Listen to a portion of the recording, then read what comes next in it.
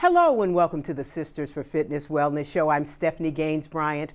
Our guest today is Tonia Lott, and she's the author of the book, My Beautiful Black Son Died by Suicide. So we're talking about a very difficult issue today, but it's something that we absolutely positively need to talk about. So welcome. I'm Thank so you. glad that you were able to join me today. Thank you, Stephanie. I'm glad to be here. So your son died by suicide, and it's been 2 years? It was August 15th, 2023, so not quite 2 years yet. So can you tell us, let's start off by talking about who was your son, Julian? Tell us about him. What was he like growing up? What kind of person? Well, in the book, I try to convey just how wonderful he was. Beautiful, beautiful personality. I mean, just always laughing, joking, the life of any situation. Always really, really popular. He never had a problem with a lot of friends. Always really popular in school. I'm talking elementary school, middle school, and high school. Never had any issues with him being a popular kid. Played a lot of sports. But ultimately in high school, his main sport ended up being lacrosse. That was a big deal for him. When he graduated from high school, he went to the Naval Academy. What made him choose the academy? So, and you guys are from Baltimore, by the way. We are from Baltimore, and I never really understood what the Naval Academy was, honestly. But I have an uncle who has since passed, who retired from the Navy, that pointed out to me, you know, Julian is so smart. I think he could probably go to the Naval Academy. And I was like, well, what do you mean? We're looking at colleges. And he's like, the Naval Academy is a college. And then I started envisioning the hats being thrown up in the air. And I was like, oh, okay, Naval Academy is in Annapolis. I was like, so tell me more about it. It's a 4-year college. And then I started to look at it and see that it was almost the same as a Ivy League education. The only difference is you serve in the Navy upon graduation. So when I found out that the education, actually you didn't have to pay for it other than your service. As a single mother, I was like, this is it. This is what we should do. But Julian was so smart, he did get other full ride scholarships. Howard University, he got a full ride. In Florida, A&M, he got a full ride. But with both of those scholarships came conditions that he had to major in a certain major for Florida. Howard, he could have majored in anything. However, you have to keep a 3.0 GPA. And I explained to him, you know, that's not always possible with college. 4 years is a long time to say that you're never going to fall below 3.0. And he was like, yeah. And I'm like, with this, it doesn't matter if you fall below a little bit, as long as you stick it out, as long as you pass, right? Yes, yes. So for me, it was a financial situation. But I left the decision up to Julian. But I did let him weigh out his options of, if you choose this scholarship and you fall below a 3.0, you're going to be on your own. I can't pay for college by myself because financially it was just me. So honestly, I think that is one of the things that put pressure on Julian. I was very open with him as a single mother. I didn't tell him everything, but I was very open with some of the financial decisions that I needed to make in order to make sure we were okay. So his experience, usually that plebe year can be quite an adjustment for a lot of kids. Was it an adjustment for Julian? Yes. Plebe summer was visibly hard for him. Plebe year, it seemed like he was adjusting well.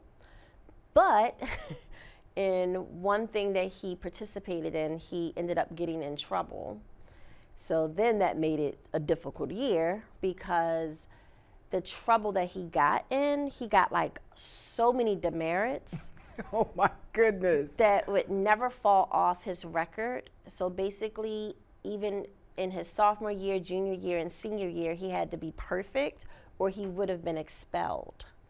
So that was a lot of pressure. And he also could not come home during that time that he was in trouble. Now, did he talk to you about feeling pressured? Did he talk to you about his mental state? I gathered from the book that you guys were extremely close. Did he share that with you? I mean, hindsight still is not exactly 2020. However, I do realize there were times when he showed signs of distress. But no, he did not tell me that he was struggling mentally. Looking back on it, he was really trying to protect me. I may have known that he was upset over something, but it seemed like he got through it very quickly. I regret not recognizing that even if you think somebody got through something very quickly, that you should do mental check-ins. And I never offered or suggested that he speak to a therapist. He seemed like he was doing well, so I'm like, well, who has time for therapy? Has a very busy schedule, so. Now, your son also chose, to your surprise, he chose the submarine community, which is, it is a really, because my husband's a submariner and two of my sons are submariners. So you got to test through that. It's like, it's not for the weak. it's usually the smart guys who end up on submarines. How did he do during that period? So he went to submarine engineering school in Charleston. And I mean, he graduated at the top 5% of his class. He actually was upset because he did not want to be stationed in Norfolk, Virginia. That was so close to home. His girlfriend, who was living with him, graduated from Norfolk State. So Norfolk did not sound exciting to them at all. They give you, I think you have to list 4 choices in order, and you can only list one choice twice, I think. And Norfolk was like his last choice. And he found out once he finished the submarine engineering school that I was not able to attend the graduation because of COVID. Okay. But luckily I was able to attend the Naval Academy's graduation. But he found out that because he graduated at the top 5%, he had to go to Norfolk. So because he did so well in the school, I actually do remember asking him, well, why did you choose that? Because Julian was very tall, 6'1", and a half probably. And I'm like, why did you choose the submarine? It's my understanding that someone so tall shouldn't choose that. And I remember him it seemed like he was a little irritated. He was like, that's what I wanted. It was my first choice. So I kind of backed off. I also know that the submarine can be a depressing situation. You can't have your phone. Yeah, you're confined. You're confined. But because I never had any indication that he struggled with his mental health, I kind of brushed it off. Like, well, that doesn't need to be our concern. So he was on shore tour at the time of the incident? He was stationed in Norfolk. His submarine was recently commissioned, the SSN 796 in New Jersey, but he would have long days, but he wasn't like abroad or anything. He did do one deployment, but he had been home for months when this happened. So tell us about the day that the incident happened. So I was on my way to the car dealership to get an oil change. And honestly, I did notice that the last couple of times that I text Julian, he didn't seem like he was communicating as much or as quickly. as I would expect him to respond. And I did ask him one day, I was like, Julian, I don't know if I said, is everything okay? I just said, you don't seem like you're replying back to me like you normally would. And he was like, Mom, I'm just so busy. I am so busy. And I was like, okay, that sounds about right. I mean, he is busy. He's a lieutenant. He had been promoted to Lieutenant Officer 3. Mm-hmm. So he had like a crew he was supervising. I knew he worked long hours. I'm like, okay, that makes sense. Well, I found out that I just happened to FaceTime him one day. And I normally don't do that. I normally just call or text. But I was at my mom's house. We were laughing about something. And I was like, let me FaceTime Julian. FaceTimed him. His girlfriend answered. He was driving. And I found out they were in Atlanta going to the Beyonce concert. And I was like, that's weird. I remember thinking it was weird that he didn't tell me that, because we loved Beyonce. Well, he knew I loved Beyonce. In Atlanta, I'm like, why wouldn't he tell me? Maybe I could have gone to the concert with them. But I talked myself down from it. I remember thinking, okay, he's grown. He has a living girlfriend. Yes. He doesn't want to be with his mommy. But I do remember thinking, he didn't put his face in the FaceTime. I realize now, again, hindsight still is not 20/20, but I realized he couldn't face me. This was on the Saturday before I got that dreaded phone call, which was a Tuesday. But I remember texting, hey, did you guys have a good time? And he just said, yeah. That was it. How did you find out? Did you get a call from his So girlfriend? on this day, Tuesday, again, this was all Saturday, Sunday. Tuesday, I see his girlfriend called, and it was like 8 o'clock in the morning. And I remember thinking, that's interesting, because again, kids 20s don't call you, they normally text. So I answered, but I tried not to be frantic. I was just like, hey girl, what's up? And I could hear in her voice right away. And I just started screaming. And what did she say? I can't, it's in the book. I don't want to verbalize it exactly what she said in that moment, because I don't want to start crying on your show. No. But it was, she basically explained he was gone. And that was all she needed to say in that moment. We did not have a long conversation in that moment, because I freaked out and hung up and immediately called his dad and immediately started driving to my mother's house to make sure she knew.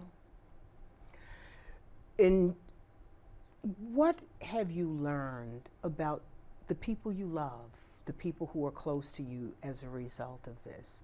The people who came closer to you, the people who stayed away from you.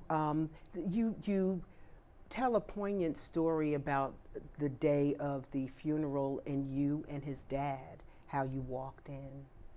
And that, I thought that was beautiful. Can you tell us about that?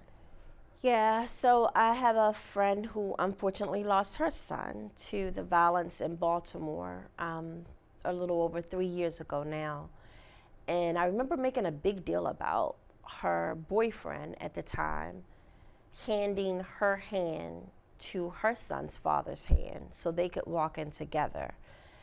And I didn't realize that I was basically expressing to my husband that that's how I felt parents should be able to honor their child together. Even if they're not together. Even if they're not together. I mean, I kept making a big deal about it to my husband. I'm like, oh, that's a good man. I love that he did that. Tiffany needed that. She needed to walk in with her son's dad. Sorry, I don't know if I should have said her name. She'll be all right, though. She'll be okay. But, yeah, so my husband, even though that was her boyfriend, this is my husband, who very well could have said, no, this is my wife. I need to walk in with my wife.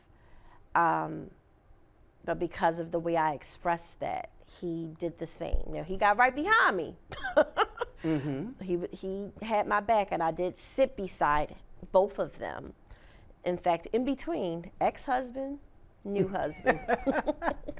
Well, do you have more insight? He left a note, Julian left a note. Do you have more insight into why this happened? Julian was a master at smiling through his pain. He was a master at hiding how he struggled with this mental illness. There's no doubt in my mind that this is an illness that he was able to conceal, because my son loved life. He had things he looked forward to. He had plans on traveling. And my son loved me. Of course. And he knew I loved him. I mean, he knew. I don't doubt that. I believe that this illness in that moment told him, you cannot tell anyone about this. You have to keep this to yourself. You have to try to handle this on your own. And in his last moments, he just couldn't take it anymore. My understanding from my research is he was in that much pain, he needed to end that pain. And he didn't think about me in that moment or anyone else. All he could think about, not in a selfish way, in a excruciating, painful way, that all you can think about is stopping the pain. We had a little discussion before we went on air about how people frame suicide. Yes. And you told me that you shouldn't say that the person committed suicide, but you should say that they died by suicide. What's the difference? Why is that wording important? It's extremely important because it respects understanding that this is a mental illness. It is a compulsion. It is not an act that you choose to commit. You commit murder. That's why they have different categories of deaths and accidental deaths and manslaughter. That's not murder. It's something else. Suicide is not something that you make a choice to do. And it respects the person's struggle, and it also respects the families, the survivors that lived through this. It respects our grief and how we lost them. And understanding the stigma associated with suicide. A lot of times people say, oh, they're crazy. I would never do that. Okay, well, you don't have a mental illness. When you have a mental illness, you're not making a choice. It is something that you're dealing with until you just can't anymore. Throughout the book, you talk about there were signs that you might not have paid as much attention to as you could have. Those signs are, he couldn't look me in my face in the FaceTime. The signs are the text messages started to slow down. The signs are that trip he took with his girlfriend to Atlanta, that was a farewell to her. What is your relationship with his his girlfriend? It's struggled. It's a struggled relationship. I'm still in communication with her mom. We're very close, and she checks on me often. And I was very happy that she, it's hard to say that you enjoyed reading the book, but she thought that I did a beautiful job in explaining, please know that the book is meant for someone that thinks they know what depression looks like. I would have never thought in a million years my son was popular, handsome. Show the book. Show the book. handsome. Yes, indeed. And today, too, I chose to wear my purple and gold. He was a member of the same fraternity as my sons, Yes. Omega Psi Phi, and he was a handsome Omega. He was a handsome. And a handsome officer. Yes, yes. And have you ever seen a video of him stomping? No, I'll no. have to send you some. I mean, just an amazing. I couldn't be more proud as a mother. The only thing that I would have changed about Julian's life is how I lost him. Tell us, how are you? I am still healing, but I'm doing well. I'm doing well. I mean, I had to do a real deep dive into learning about myself, forgiving myself, forgiving Julian. Because at first I was very angry with Julian. I was angry with God. I was just angry. I was angry with everyone.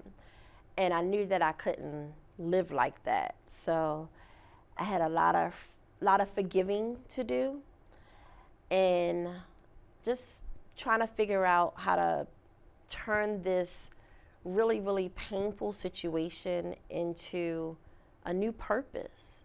And you have do you have a nonprofit organization? Tell us about that. So it's not nonprofit at this time. I may end up trying to do the paperwork for a nonprofit, but I wanted to make sure to bring awareness to this issue. I want to make sure that another mother does not lose their child in this way, especially without ever knowing that they were depressed. That's a whole different situation when you know. It's very hard, but of course at least you know you've done everything you can. I did nothing. I was very ignorant to mental health. So I started a company called Healing Out Loud, because that's what I have chosen to do rather than suffer in silence. We all have something to heal from, right? So I want to bring awareness to just mental health, being mindful, meditation, how that can help bring calm in your life and inner peace, because you can't base your peace off of your job. I mean, and with the state that America is in right now, we all need to cultivate some inner peace, because with the things going on around us, you could literally lose your mind. Absolutely. So my company, I'm sorry. No, I was going to ask you, what does the company do? Yeah, so I've done Zoom sessions, but most importantly, the thing that's coming up, which I'm really passionate about, is working with men. Okay. Because of the loss of Julian. So I'm doing a men's wellness workshop. Mm-hmm. It's Saturday, March 15th.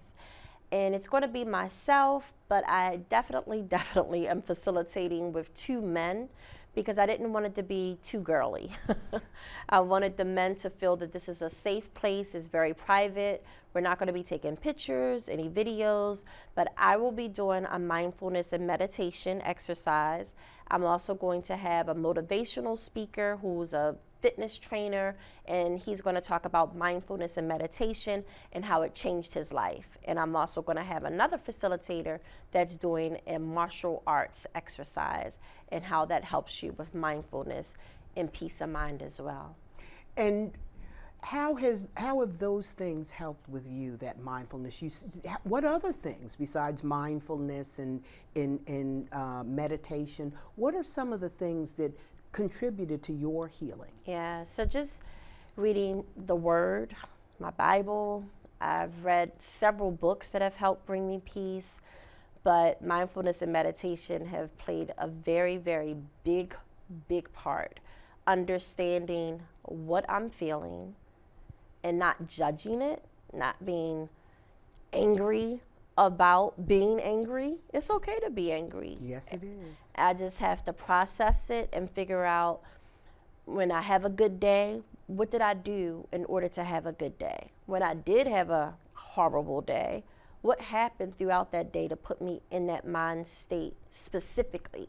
So that's where the mindfulness comes in. And meditation, with my yoga practices, I do sound bowl therapy as well. So those things have really helped me just calm my mind. How about family? Family's been amazing. My direct family has been awesome.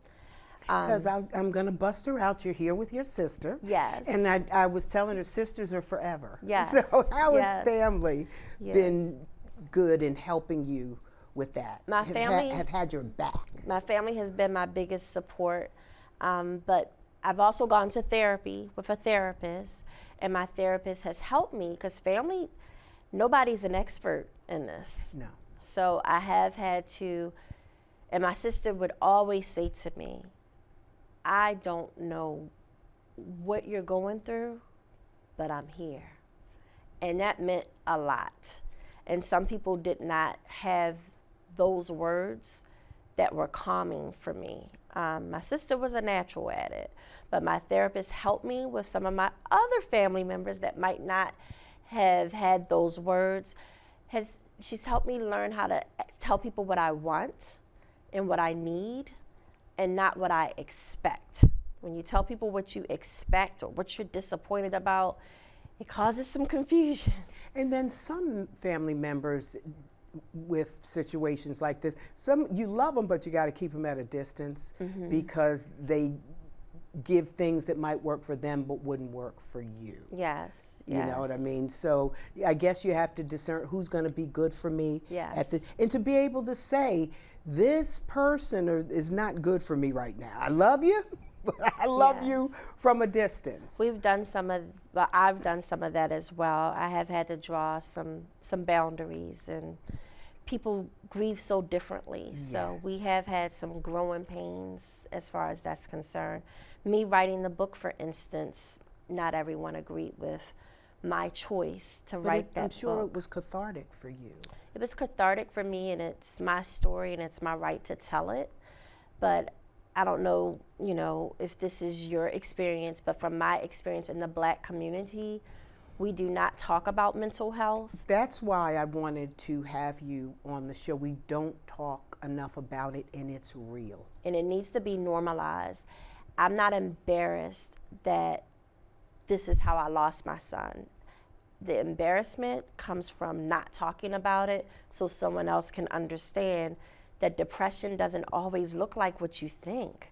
It doesn't need to be a person that's awkward or sitting in the corner cowered over. It can absolutely be this handsome, popular, dynamic, successful, excelling in his career, beautiful girlfriend, supportive family. It can happen to even my beautiful son as well. Well, let's give the title of the book again, My Beautiful Black Son Died by Suicide. And you are Tonia Lott. Also, we've got something coming up, a men's workshop that's coming up that if you're interested, we'll give the information at the end of the show for people who would be interested in contacting you. Thank you. That. Yeah, it could be found on the workshop information could be found on my website, healingoutloudllc.com. Thank you. Thank you so much. You've been watching the Sisters for Fitness Wellness Show. I'm Stephanie Gaines-Bryant. Have a great day.